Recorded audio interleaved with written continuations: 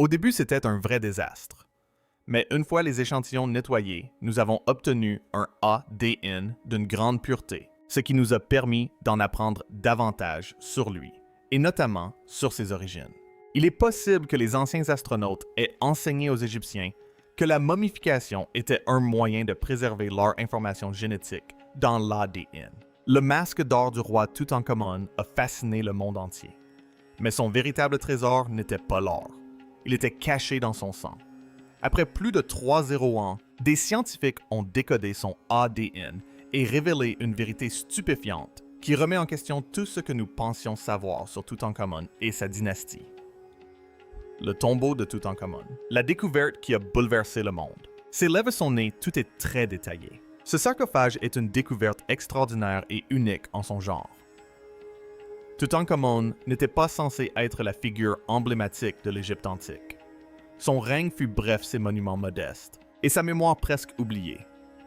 Mais lorsque son tombeau fut mis au jour à l'automne 1922, le jeune roi stupéfia le monde. L'archéologue britannique Howard Carter avait passé des années à fouiller la vallée des rois grâce à un prêt de son mécène, Lord Carnarvon, et le temps lui était compté. C'était la dernière campagne de fouilles avant l'arrêt des financements, que Howard Carter et Lord Carnarvon pensaient tous deux qu'en réalité, ils n'avaient pas trouvé le tombeau de Toutankhamon.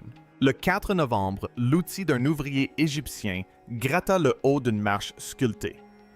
Carter la dégagea, puis une autre et encore une autre, 16 au total, descendant jusqu'à une porte scellée, portant le sceau de la nécropole, représentant un chacal sur 9 captifs. Carter souleva la découverte, envoya un télégramme à Carnarvon, disant « Enfin une merveilleuse découverte », et attendit. 3 semaines plus tard, Carnarvon et sa fille Lady Evelyn Herbert arrivèrent à Luxor. Durant les 3 jours suivants, l'équipe dégagea l'ensemble de l'escalier et la porte scellée derrière. Le 26 novembre, Carter pratiqua une minuscule brèche, leva une bougie vers l'ouverture et regarda à l'intérieur. Lorsque Carnarvon lui demanda s'il voyait quelque chose, Carter prononça les mots qui résonnent encore un siècle plus tard. Oui, des merveilles. Ils avaient découvert KV-62, un tombeau royal étonnamment petit, ne comportant que 4 chambres, un court couloir, une antichambre, une annexe, une chambre funéraire et une pièce latérale appelée trésor. Contrairement à la plupart des tombeaux royaux, les murs étaient principalement en roche nue, la décoration se limitant à la chambre funéraire. Un aperçu de son état d'esprit, de son excitation. Pendant des années, il avait rêvé de ce moment. Ce pourrait être l'apogée de sa carrière. Mais l'absence de peinture était compensée par l'ampleur du lieu. Les pièces regorgeaient de trésors 5-304, 28 objets catalogués, allant de simples chemises de lin à d'imposants reliquaires en or, plus haut qu'un homme. Les fouilles s'éternisèrent pendant 10 ans. Rien ne fut touché avant que Harry Burton, le photographe du Metropolitan Museum, ne l'immortalise sur des plaques de verre. Il prit environ un 400 clichés, transformant chacun le chaos du tombeau en un témoignage permanent. La première chambre dans laquelle Carter pénétra fut impressionnante. L'antichambre était si encombrée que des meubles s'appuyaient contre des lits rituels en forme d'animaux. 4 chars démontés étaient empilés dans un coin et des cannes des arcs et des coffrets recouvraient presque chaque centimètre carré du sol. À l'extrémité nord se dressaient 2 statues noires du roi, presque grandeur nature, coiffées d'une parure dorée et vêtues d'un kilt gardant une cloison scellée. À la lueur des bougies, leurs incrustations d'or scintillaient sur le bois sombre. Derrière ce mur se trouvait la chambre funéraire. À l'intérieur, 4 reliquaires dorés s'emboîtaient si étroitement qu'il ne restait que de minuscules espaces, environ 66 cm aux extrémités et 36 cm sur les côtés. Au centre reposait un sarcophage en quartzite surmonté d'un couvercle en granit. Il contenait 3 cercueils emboîtés, le dernier étant en or massif. Ce cercueil intérieur pesait environ 110 kg. Une occasion unique dans une vie de voir cela. La dernière fois que ces trésors étaient réunis, c'était à l'intérieur du tombeau de Toutankhamon. Au-dessus de tout, reposait la relique la plus célèbre de l'Égypte antique, le masque d'or de Toutankhamon. Il pesait 10 kg et était incrusté de lapis lazuli et de verre coloré. Son visage serein et juvénile, sa coiffe rayée, et ses deux emblèmes, le cobra et le vautour, devinrent du jour au lendemain l'icône de l'Égypte. Il est incrusté de milliers de fragments de verre coloré et de pierres semi-précieuses. Mais ces trésors n'étaient pas seulement une question de richesse. Ils préservaient l'atmosphère des funérailles. Des guirlandes de bleuets, de pétales de lotus et de feuilles d'olivier. Certaines de près de 2 mètres de long, gisaillent encore là où les personnes en deuil les avaient déposées. Une petite couronne avait été posée sur les emblèmes du cobra et du vautour du cercueil, bien que les fleurs aient bruni avec le temps. Les photos de Burton les ont figées dans le temps. Des signes de trouble sont cependant apparus très tôt. La première porte laissait apparaître des trous de voleurs d'anciennes effractions désormais bouchées. Le couloir d'entrée était jonché de fragments de calcaire, certains portant des objets emportés par les pilleurs. En 1907, Carter avait déjà découvert KV-54, une fosse remplie de restes, de l'embaumement et du festin funéraire de Toutankhamon, preuve qu'après le passage des voleurs, les autorités avaient réparé le tombeau et entreposé les débris ailleurs. À l'intérieur de KV-62, tout était fragile et empilé de façon anarchique. Un faux mouvement pouvait briser les pieds dorés des chaises ou écraser les paniers de fruits. C'est pourquoi l'appareil photo de Burton est intervenu en premier, suivi des mains expertes de Carter. Pendant que l'équipe de Carter travaillait, le monde extérieur s'agitait. Carnarvon vendit l'exclusivité de son reportage au Times de Londres, empêchant ainsi les autres journalistes de recueillir des bribes d'informations et des rumeurs. Lorsque Carnarvon mourut au Caire le 5 avril 1923, des suites d'une piqûre de moustique infectée contractée en se rasant, les journaux du monde entier crièrent à la malédiction d'un pharaon. Aucune inscription de malédiction n'était gravée sur la porte, mais le mythe se répandit plus vite que toute explication rationnelle d'infection et de bactéries. À l'intérieur, Carter et son équipe transformèrent l'archéologie en une opération de précision. Grâce à des guirlandes électriques installées dans le tombeau, ils dessinèrent, répertorièrent et photographièrent chaque objet sur place, puis après la numérotation et encore après le retrait. Pour eux, c'était à la fois une mission de sauvetage et un projet de documentaire. Un travail incroyable a été nécessaire pour extraire tout cela. La disposition du tombeau a soulevé des questions. La tombe Keep 62 était peu profonde et compacte, plus proche de celle d'un noble que d'un grand pharaon. Seule la chambre funéraire était ornée de peintures. Les reliquaires étaient entassés dans un espace à peine assez grand pour les contenir. Le couloir portait des traces de pillage anciens. Certains objets semblaient avoir été réutilisés dans l'urgence. Tout cela suggérait des funérailles précipitées plutôt qu'une sépulture royale soigneusement préparée.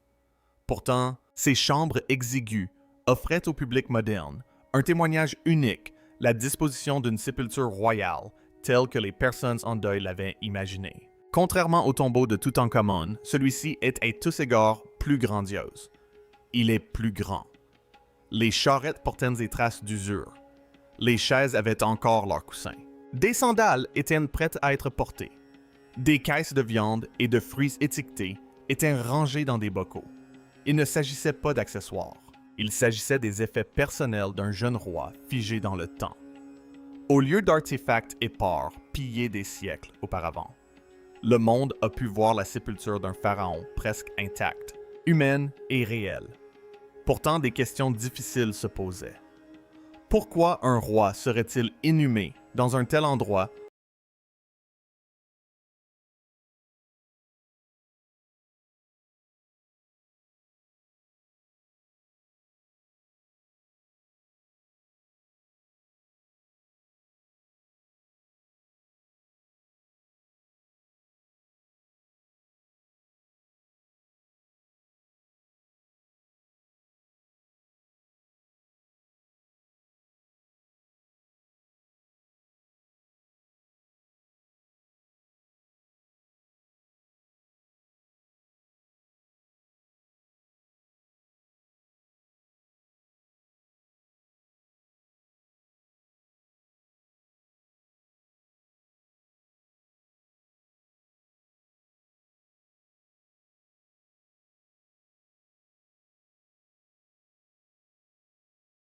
Un tombeau si petit.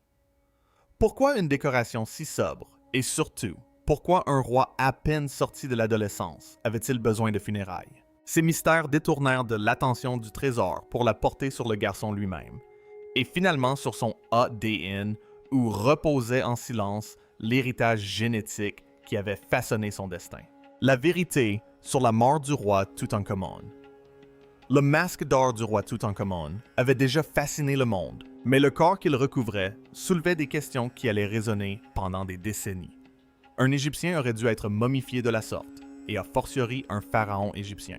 Très tôt, des rumeurs circulèrent selon lesquelles l'arrière de son crâne semblait endommagé. Et presque aussitôt, on commença à murmurer qu'il s'agissait d'un meurtre. C'était une histoire sensationnelle. Un jeune pharaon victime d'une trahison. Mais la vérité était bien moins rocambolesque et beaucoup plus complexe. Lorsque l'équipe de Howard Carter atteignit la momie en 1925, elle se heurta à un problème de taille. Les anciens embaumeurs avaient versé de la résine sur le corps, et au fil des siècles, celle-ci avait durci comme de la colle. Le cadavre avait fusionné avec le sarcophage et avec le fameux masque. L'équipe de Carter ne disposait d'aucun équipement moderne, ni de scanners, ni de moyens de séparer les morceaux en toute sécurité. Ils ont donc eu recours à la chaleur et à des outils tranchants, tentant de dégager les restes par la force. Ce faisant, ils ont fracturé des os, démembré le corps, et l'ont laissé gravement endommagé. Plus tard, des chercheurs découvrirent de petits fragments d'os à l'intérieur du crâne, mais ils ne provenaient pas d'un coup violent. Ils étaient dus à l'accumulation de résine dans la tête et à une manipulation brutale durant les années 1920. Cette histoire ne s'arrêta pas là. Nei. Certains pensent que cela est dû à un coup à la tête.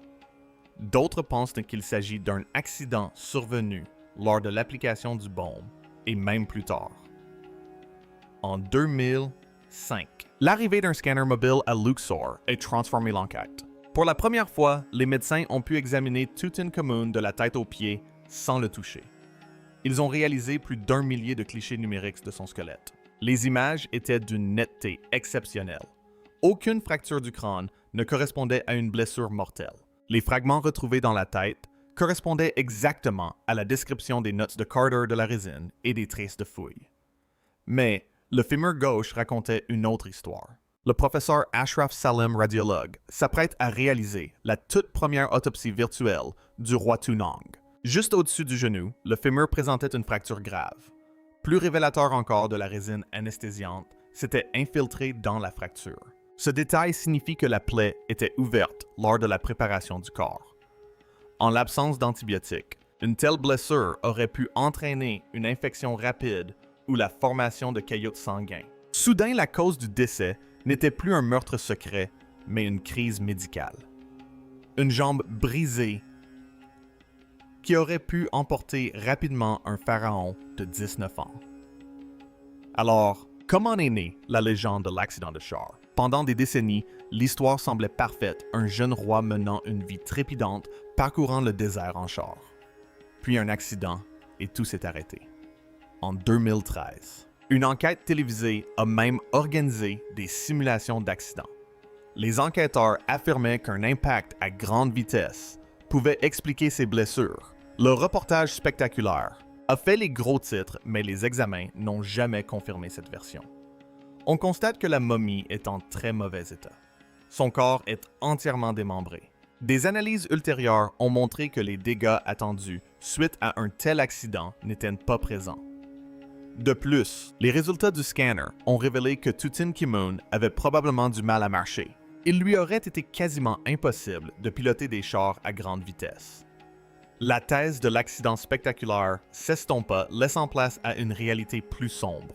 Le tableau s'est précisé lorsque les médecins ont examiné son pied. Les scanners ont révélé des signes de nécrose vasculaire, une affection où l'os privé de vascularisation mord lentement.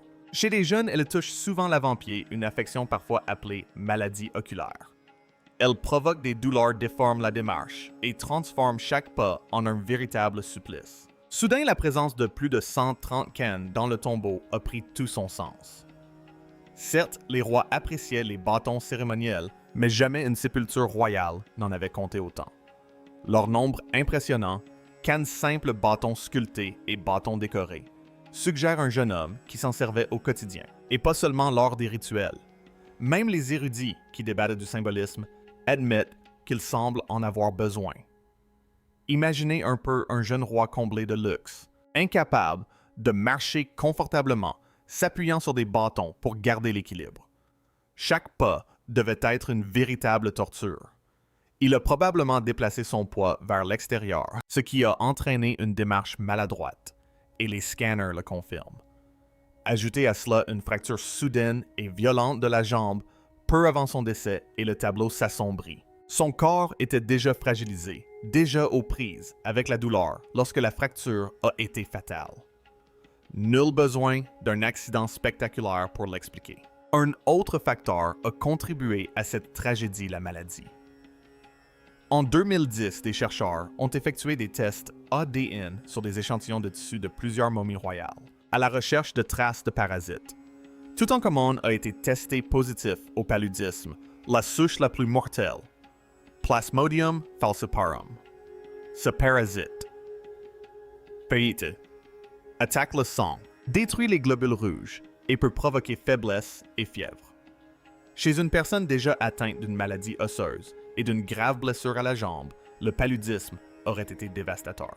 Il aurait pu déclencher un choc septique ou l'affaiblir considérablement pour lutter contre l'infection. En résumé, un pied fragile, une fracture du fémur et le paludisme circulant dans ses veines. À une époque où les médicaments modernes n'existent pas, le constat est cruellement évident. Pourtant, une question demeure. Pourquoi tant de problèmes ont-ils frappé cet adolescent? Pourquoi son squelette présentait-il des anomalies qui se cumulent rarement chez un seul individu? Pour comprendre pourquoi son corps portait un tel fardeau, il faut se pencher sur la lignée familiale et les risques génétiques qui y étaient associés. Séti a résolu le mystère. Il n'a pas été assassiné d'un coup sur le chapeau. Comment l'Égypte a tenté de dissimuler la famille de Toutankhamon? Quand on évoque le tournant le plus étrange de l'Égypte antique, on pense généralement à la période d'Amarna. C'est à cette époque qu'un pharaon nommé Amenhotep IV décida que l'ancien système était défaillant. Il ne se contenta pas de modifier quelques règles. Il le bouleversa entièrement. Il changea même son propre nom en Akhenaton, qui signifie « efficace pour l'heure », et plaça un dieu, le disque solaire flamboyant, au sommet de la hiérarchie religieuse égyptienne. Pendant des siècles, l'Égypte a vénéré des dizaines de dieux Amun, étant la figure dominante. Soudain, tout fut balayé au profit d'un cercle brillant dans le ciel. Et Akhenaton ne s'arrêta pas là. Il démantela la cour royale et fit bâtir une ville nouvelle ex nihilo en plein désert. Imaginez l'ampleur de cette entreprise, arracher le cœur du pouvoir aux mains des voleurs. L'ancien centre névralgique et le transplanter dans le sable. Il grava d'immenses bornes dans les falaises environnantes, délimitant ainsi la cité à la vue de tous. Dans des textes datant de la 5e année de son règne, il déclara « C'est ici. Le nom de la ville Akhenaton signifiait « horizon de l'atteinte ». Aujourd'hui, nous appelons ce site Tel El Amara. C'était bien plus qu'un bouleversement architectural. Ce fut un véritable séisme culturel.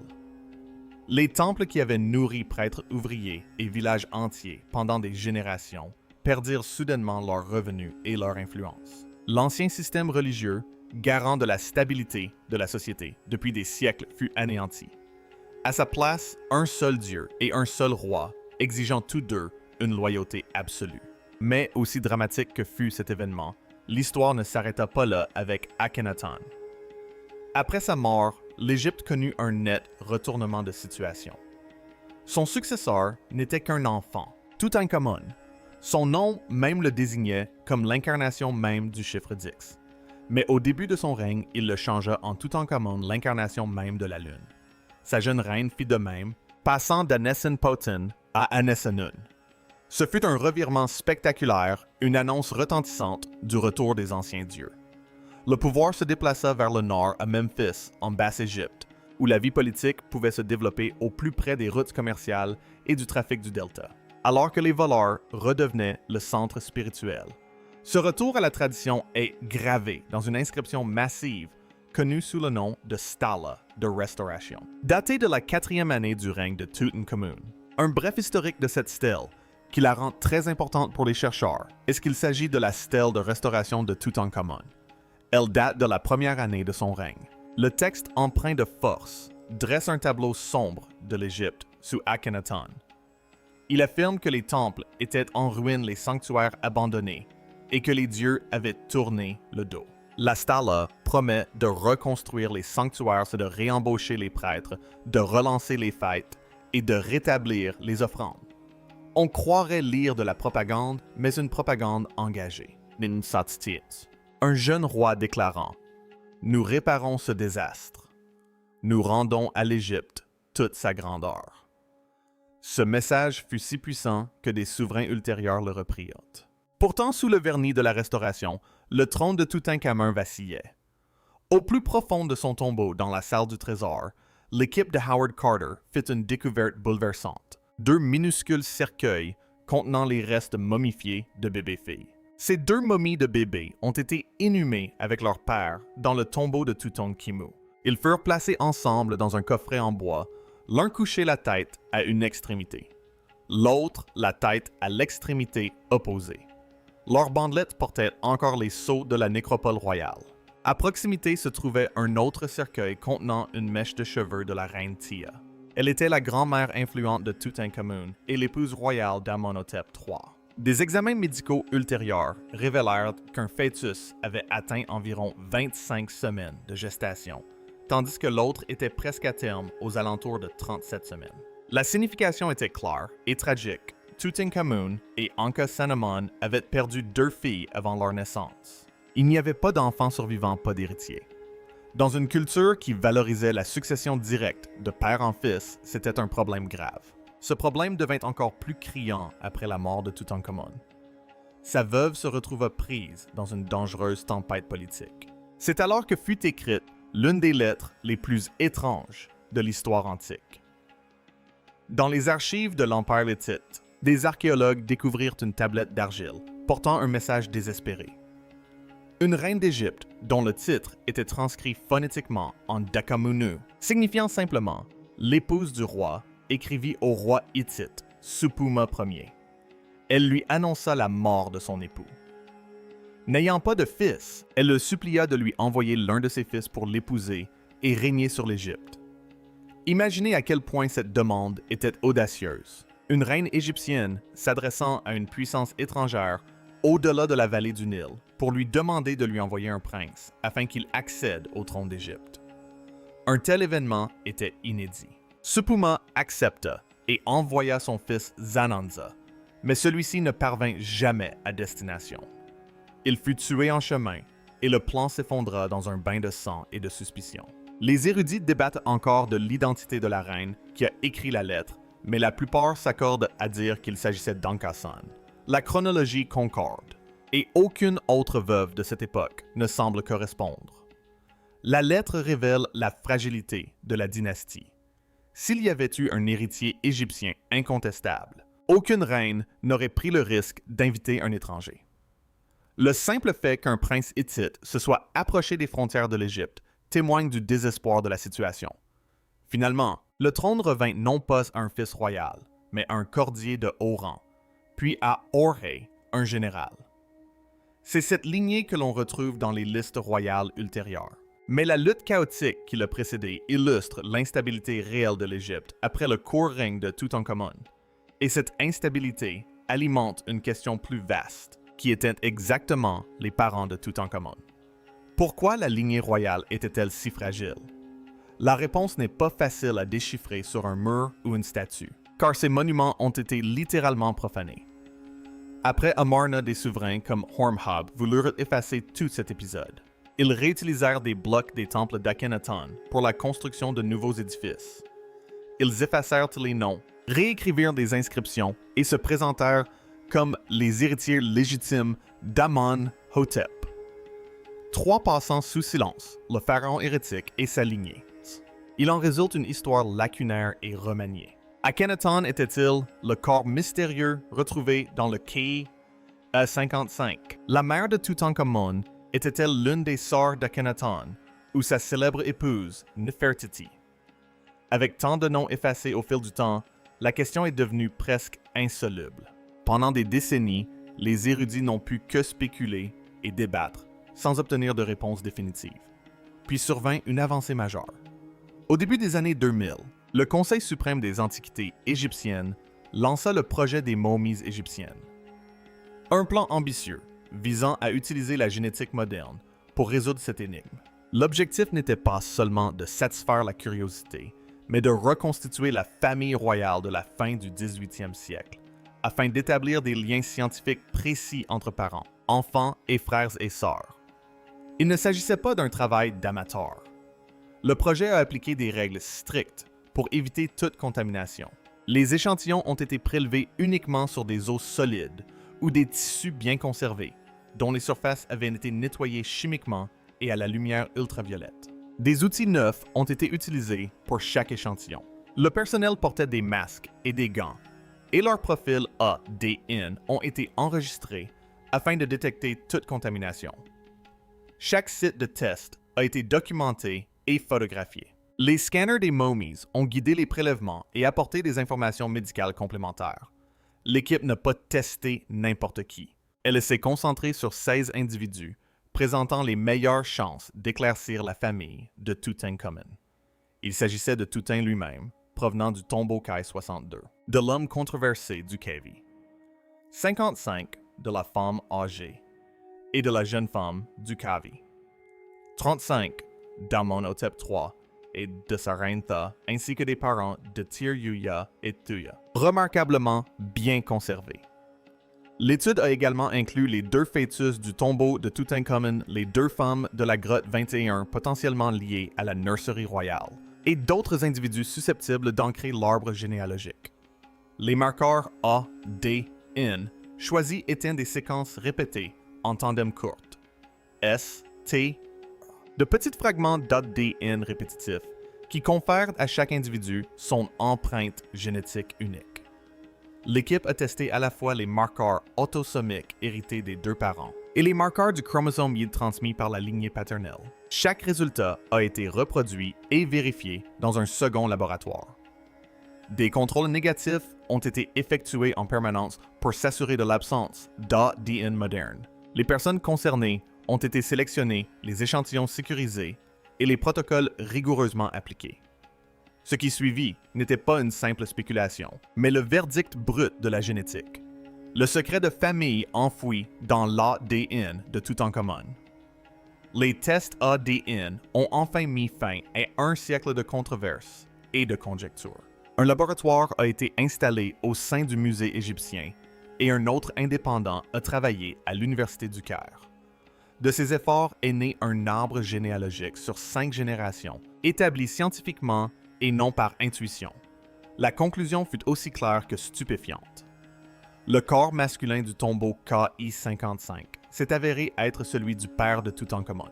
La jeune femme du tombeau Kviv 35 s'est avérée être sa mère. Et le plus surprenant, c'est que ces 2 personnes n'étaient pas un simple couple. Elles étaient frères et sœurs, tous 2 enfants d'Amenhotep III et de la reine Thay. Pour comprendre l'ampleur de cette révélation, il faut connaître les personnes impliquées. KV55 est une petite sépulture énigmatique découverte en 1907. Le sarcophage fut profané dans l'Antiquité, les noms littéralement effacés, ce qui a alimenté les débats entre égyptologues pendant des générations quant à l'identité de son inhumation. Les analyses A, D, N de 2010 ont établi un lien direct entre l'individu K, V55 et Amenhotep III en tant que fils et Toutankhamon en tant que père. Les possibilités se limitent donc à 2 princes Akhenaton ou Smenkhkare, tous 2, appartenant au même cercle familial. Certains experts estiment que les ossements appartiennent à un homme d'une trentaine ou d'une quarantaine d'années et privilégient l'hypothèse d'Akhenaton. D'autres pensent qu'il était plus jeune et penchent pour Smenk. Mais génétiquement, quel que soit le nom retenu, il était bien le père de Toutankhamon et le fils de Thay. Passons maintenant à la mère. La jeune femme est une momie découverte dans la tombe K, 35 en 1898 par Victor Lorette. Elle reposait près de sa propre mère, la reine Thay. L'équipe d'analyse ADN l'a identifié comme une autre fille d'Amenhotep III de taille et surtout comme la mère de Toutankhamon. Cela a permis de confirmer la filiation. Ses parents étaient frères et sœurs. Le logiciel d'analyse génétique utilisé par l'équipe a fourni des probabilités exceptionnelles, quasiment une suite de 9. Autrement dit, une certitude quasi parfaite pour l'ADN ancien. Mais tout le monde n'était pas convaincu d'emblée. L'ADN ancien est réputé pour sa fragilité et l'Égypte est l'un des environnements les plus hostiles au monde. La chaleur, l'humidité et les résines d'embaumement agissent de concert pour détruire les brins génétiques. Les sceptiques craignaient que les résultats de l'équipe ne soient qu'une contamination. Les scientifiques avaient anticipé cette difficulté et avaient donc mis en place des mesures de sécurité dès le départ. Ils ont mené les travaux dans 2 laboratoires distincts, analysé l'ADN de chaque participant et répété les tests à plusieurs reprises. Plus tard, en 2017, de nouvelles recherches ont confirmé leurs observations précédentes. De l'ADN ancien authentique peut effectivement survivre dans les momies égyptiennes s'il est manipulé avec précaution. Cette preuve supplémentaire n'a fait que renforcer la conviction que les résultats publiés en 2010 étaient authentiques. Et cela nous ramène à Toutankhamon lui-même. C'est ainsi que l'histoire boucle la boucle et nous ramène au corps que nous connaissons si bien grâce à sa tombe. Les mariages entre proches parents augmentent le risque de maladies récessives, des affections qui ne se manifestent que lorsque les 2 parents sont porteurs du même gène caché. Un documentaire de la BBC à venir apporte des preuves qu'il était issu d'une relation incestueuse. L'équipe de recherche n'a pas établi de diagnostic précis pour Toutankhamon. Au lieu de cela, ils ont assemblé les pièces déjà présentes sur la table. Son squelette présentait des problèmes osseux et des déformations des pieds. Son tombeau contenait un nombre inhabituel de cannes, non seulement des accessoires cérémoniels, mais aussi plusieurs usés par un usage réel. À l'intérieur du tombeau, Howard Carter a découvert 6 chars. De plus, des tests ADN ont révélé des traces de parasites. Du paludisme, la forme la plus mortelle chez Toutankhamon et certains de ses proches. Les chercheurs pensent que le roi Toutankhamon est mort du paludisme à l'âge de 19 ans et a vécu toute sa vie avec une infection fongique. En résumé, c'était un jeune homme aux jambes fragiles, dépendant fortement de ses cannes, et atteint d'une infection dangereuse qui se propageait dans tout son corps. La consanguinité ne cause pas le paludisme, bien sûr, mais elle peut affaiblir l'organisme, le rendre moins apte à combattre les maladies et plus sujet aux problèmes structurels. Ajoutez à cela une blessure grave ou une infection, et voilà qu'un jeune roi se retrouve à mener des combats internes qu'il ne peut gagner. Merci d'avoir regardé. Maintenant, découvrez d'autres histoires incroyables dans les vidéos qui s'affichent à l'écran.